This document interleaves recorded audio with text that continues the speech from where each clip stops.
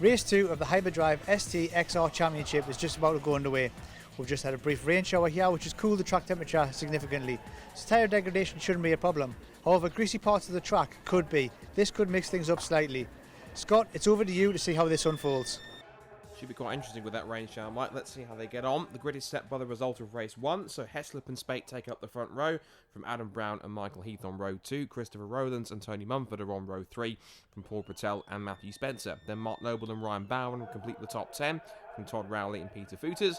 Darren Watson and Lewis Barron from Robert Otterwell and Lee Shropshire. And we should have Jason Hennifer at the back of the grid along with the recovering Jonathan Shaw after he retired at turn 1 in race 1. Red lights on, and race 2 for another 15 minutes of action here at Oulton Park is underway. And once again, like it was in race 1, a nice clean start for the front row. Back on board with Peter Footers as he tries to squeeze alongside Ryan Barron off the start. And already Michael Heath is trying to go down the outside line for second place on William Heslop. But around the outside into turn 1 goes Greg Spate into the leading car number 5. So a good start from one of our championship contenders to get the better of the race 1 winner, William Heslop, as Peter Footers loses a couple of spots to Matthew Spencer and also to Mark Noble in the top Class C Fiesta SI. There's Tony Mumford ahead of Paul Bratell in the black Fiesta ST, heading out of Cascade, down through Lakeside and up towards Island Bend for the first time. And remember, it's another 15 minutes of racing here on the Oulton Park International Circuit. It's only a one-day meeting, so everything's done in one day with qualifying and 2 races.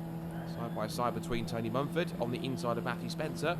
So more contemporary ST versus old school XR2, and the ST glides around the outside to follow his fellow ST racer Paul Bratell on the sprint outer shell oil's hairpin. And there's some more scrapping here. The green car is Todd Rowley. The 2 ST XR3s of Jason Hennifer and Ryan Barron going into battle. Just ahead of them is Peter Footers. I think he's one of the top XR3s at the moment, heading over the crest down towards Hislop's for the first time. So Spate leads, Heslop second, and it's Heath from Brown, then Rowlands who leads the way. The 3 STs are actually on track together because you've got Rowlands ahead of Spencer and then Bratell. And there is Peter Footers in car number 7. We've had a couple of onboard shots of him already. And he's on the tail of the sole Class C runner Mark Noble, defending champion in that class. Here is the driver's view once again. So over Clay Hill, under the bridge, under the canopy of the trees, and into Druids Corner for the first time. Michael Heath will want to try and stay ahead of Adam Brown this time, but Adam wants to try and dispose of him pretty quickly. He's trying to put himself alongside the steel back third place, which he took in race 1. He might go a little deeper onto the brakes and try and cover off the line, but Brown insists, goes up the line, forces the issue, and takes third place away from Michael Heath as a result, and quickly goes across to defend. He squeezes Michael Heath out. That was a little bit cheeky there from Adam Brown. I don't think he realised that Michael Heath was still trying to pull alongside him on the exit over Deer Leap, and he just squeezes in front with Michael Heath slotting back into 4th place. And what it may also do is give Chris Rowlands the chance to catch up and possibly snatch a top 5 finish, because he was able to get himself up into 5th position at the expense of Lee Shropshire earlier on. There's Ryan Barron battling away with Jason Hennifer. Peter Footers is the one that leads the way in the XR3i class for Class B, and he's behind the Class C leader. So good to see so many different classes battling amongst each other. Of course, there are 5 classes, as a reminder, in the STXR Challenge, the most common one being Class A for the more regular Fiesta XR2s. Class B for cars like this, the Ford Escort XR3i, driven by Peter Footers. Class C for the car in front of Peter, which is the Fiesta SI, with Mark Noble at the wheel of his. Class D for the Fiesta STs, as we mentioned briefly in race 1. It's Class E for the non-limited slip diff equipped Ford Fiesta XR2. It's a good cost-effective way to get into the championship, and a couple of drivers like Tony Mumford, for example, have made the switch to Class A by simply fitting a limited slip diff, and away they go. Up through Britons, hopping over the curbs as they go, left, right, and left again. And now the run down towards the chicane at Hislop's. And Chris Rowlands seems to be the pace setter once again. There has been I thought there was a change between the 2 STs in 2nd and 3rd, but Bratell has stayed ahead of Matthew Spencer. Spencer's pulled away from Peter Footers in the process, but now he comes under threat from Todd Rowley in the 73, and also the other 2 Ford Escort XR3Is in the mix are also stacking it behind him. Footers having to hold back the tide here from 3 cars because Todd Rowley is under attack from Ryan Barron. Jason Hennifer's in the mix from the back of the grid as well. We look on board with Peter Footers, but look in the mirrors. He's going to be assaulted from all sides by Fords as they come into Druid's corner, and look at that. Tom Riley just leaning a little bit on Ryan Barron. Brown goes round the outside line to defend the place and force the issue, and also being a little bit slower off the exit has now given Jason Hennifer a chance to slip up the inside. Todd Riley might have a rookie plate, but he's certainly driving like he's been doing it for years and giving as much as he gets. But he has to let Hennifer go, and I think it may have been the smarter choice, because if he had tried to defend too much, he would have only slowed himself up and fallen prey to the cars behind. And there goes Rowlands in the lead of Class D. Here is the scrap between Paul Brattel and Matthew Spencer in the other two STs. And they're being hounded by Tony Mumford, the former pickup racer. And he's in the Class A Fiesta XR2, and he really is on the tail of Matthew Spencer. These XR2s might be quite much older than the STs, but they can certainly be driven hard and fast, and they still do dominate the front of the field in the Hyperdrive SDXR Challenge. Out down past Lakeside, as Mumford continues to tail the two STs in front of him. And there is Spencer. Of course, he's been experienced in racing the XRs before. We go back on board with Peter Footers. Now he has lost some time to the cars in front, trying to chase after Mark Noble. Looks to have caught the rear of Tony Mumford through Shellos. Actually, he's lost a place there, siding up the inside. Lost one but two positions, because through goes Ryan Bowen and then Jason Hennifer. So now that from first to third in the XR3s, there's been a change in position into, for instance, a bit of smoke up front. Somebody's gone off the road. The XR3s go through, and it's Tony Mumford off the road. Tony Mumford with smoke from the 48 car. Looks as though it's possibly a mechanical problem. It doesn't look as though he's made contact with anyone. I couldn't see any obvious damage on that car, so we'll have to wait and see if he can either get it going again or if that car is stranded. So what that will mean is there'll be waved yellow flags down at Britain's chicane. That will mean no overtaking. Now, I'm not sure if that's in a precarious enough position that's going to warrant a safety car, because it is a pretty high-speed section going through Britain's when you're on the power. So let's see what the clerk of the course decides to do. And there also, the rain seems to be reappearing, because there are spots appearing on the windscreen of Peter Footers.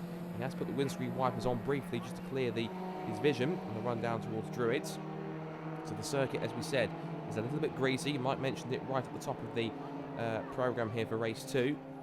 I did mention that there was going to be that, and in fact there is the safety car boards and flags. Safety car has been deployed here at Oulton Park, and there's a rather mystified Tony Mumford, possibly looking to get the bonnet open because he thinks it might be something to do with the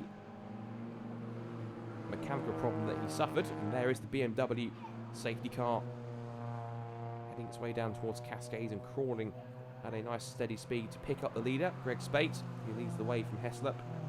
And this now neutralises the field whilst the fantastic British Marshals and volunteers go ahead and pick up any damage that may have been suffered from Tony Mumford's car, and also to put it into a more safer position, so by the time we get back racing once again, there isn't any danger of anyone going off the road and making contact. So on board with Peter Footers, and I think both Ryan Bowen and Jason Hennifer were luckier than they realised, because they managed to sneak past Peter Footers to take first and second in Class B just before A, that accident happened, and then B, the safety car coming out as a result. So Ryan Barron leads the way in Class B. Jason Hennifer, who has been one of the front runners all season, is in second place. And then in third place is this man Peter Footers in the white and green number 7. Now the field stacks up behind the safety car, so the drivers will try and weave as much as they can without being too excessive, and they'll weave from side to side to try and get as much tyre temperature and pressure as possible into the rubber. And also they will try and keep as much pressure and temperature into the brakes too, to make sure they're in optimum condition. There is the cause of the safety car, Tony Mumford there off the road on the left hand side. And it doesn't look as though initially, as we say, the car's facing away from us. The left front is sort of pointing outwards, but whether that's due to any damage or just how Tony Mumford has left the steering wheel, I'm not 100% sure. But even so, I think the safety car is just slowing up a little further to try and allow the marshals a little bit more time to clear that car out of the way. So just to take stock of where we are in the order, it is Greg Spate in number 5 who leads the way, William Heslop in second place, Michael Heath is third, there he is in car number 18, the former champion. Fourth place for Adam Brown. Fifth place is where we find the first of our Fiesta STs with Christopher Rowlands at the wheel.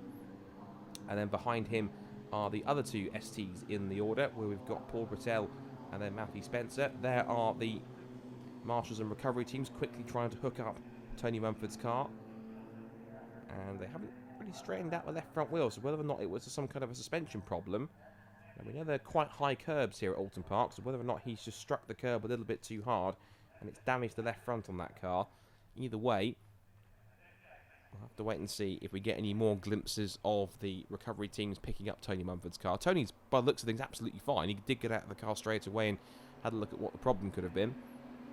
Here's one man who's been very impressive. Also somebody who is familiar with the XRs, of course, Christopher Rowlands. He's another driver that's come through, having begun his racing career in this championship in the XR classes. And he was the first man to pick up an ST. And I think that's the same car he's run ever since last year. Made some sporadic appearances in 2018. As it was the first year for the class, and as we mentioned in race 1, there was only one ST in Class D, but thankfully there are around 5 or 6 out there now that run to the Class D regulations in the STXR Challenge, and thankfully it seems as though more and more cars are coming meeting by meeting. Now I think the wheels have been straightened out on Tony Mumford's car, so it looks to me as if now it was possibly some kind of mechanical issue rather than a suspension damage, or that's how it appears. The safety car leads the field past the pits, so I think they're possibly going to get maybe at the very least one more time by. So next time by they might get the race underway again. And as you can see, the weather conditions, it looks as though it has stopped raining. There was a very, very brief drizzle of rain, it seems, that fell just at the end of the green flag period before we went to the safety car. But it looks as though that the rain appears to have quickly dissipated, so it was only a very short, sharp drizzle on the Oulton Park circuit. But it looks as though that whatever rain we did have just before the race hasn't had too much of an effect on lap times or on grip levels, because it appears to have cleared pretty quickly. And everyone appears to be pushing as if it were completely fully dry conditions. So everyone again just trying to keep as much heat and pressure as possible into those Yokohama tyres. And William Heslop will be certainly trying to go for the double here, but he won't have much time to do it because, of course, it is only a 15-minute race. So he may only have maybe 2 laps or so to get past Greg Spate if he can. That all depends on whether or not Greg Spate can get a good enough restart to catch William Heslop napping.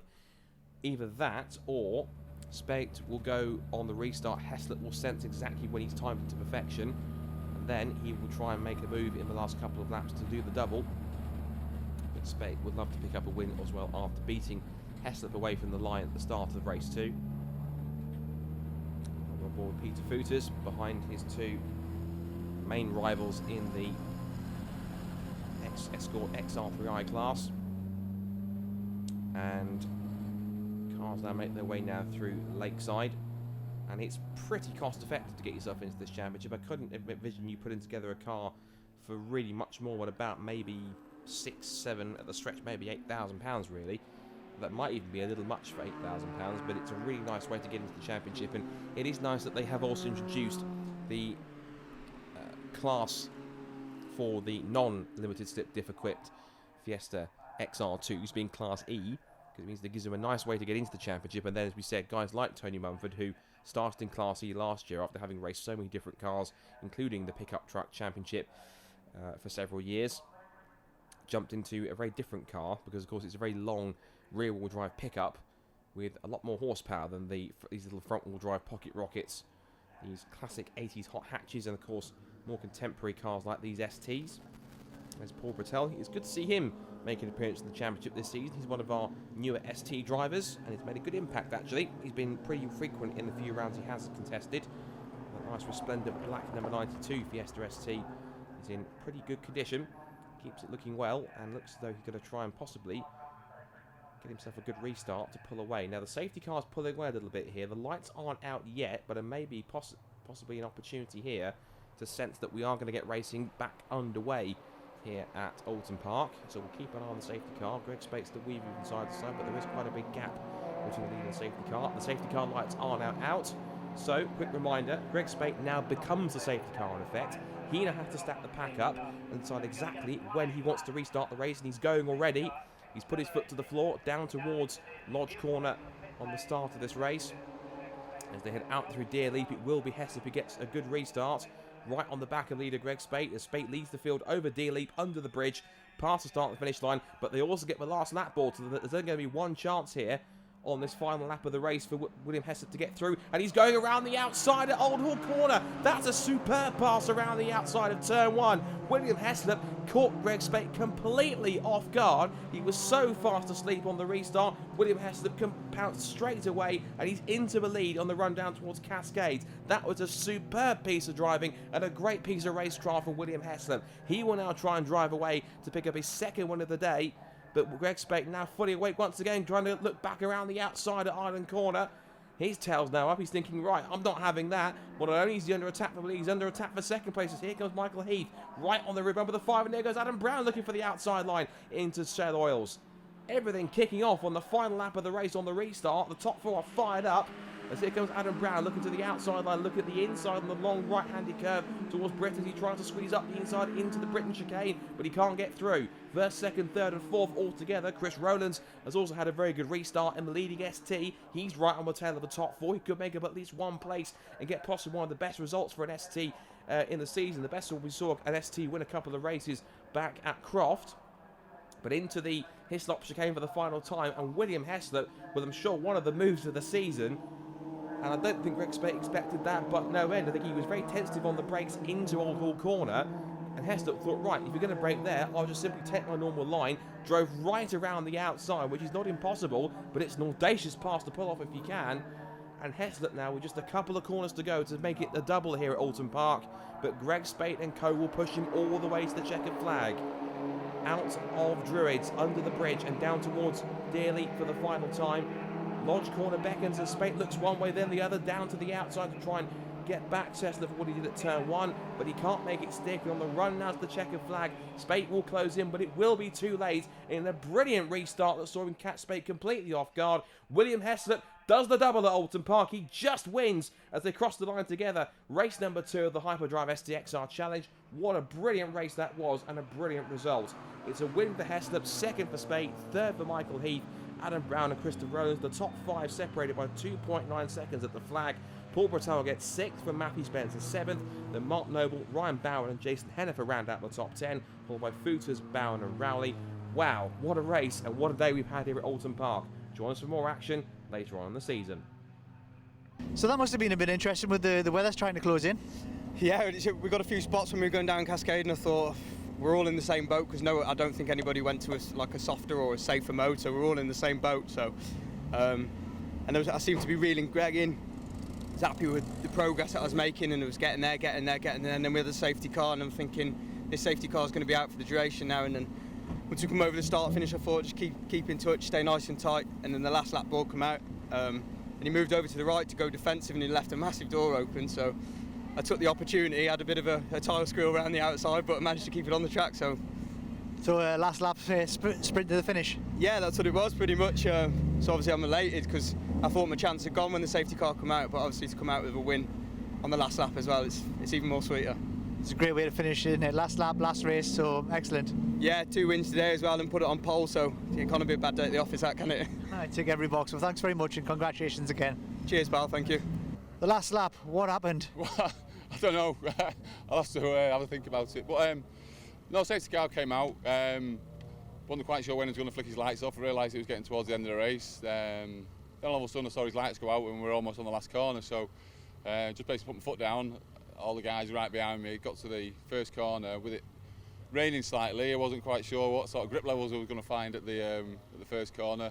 So to be fair to Will, he went for it. We got there, but then with just been the last lap, put him under a little bit of pressure, but just not quite enough to get through. But I think it was the safety car really that threw me.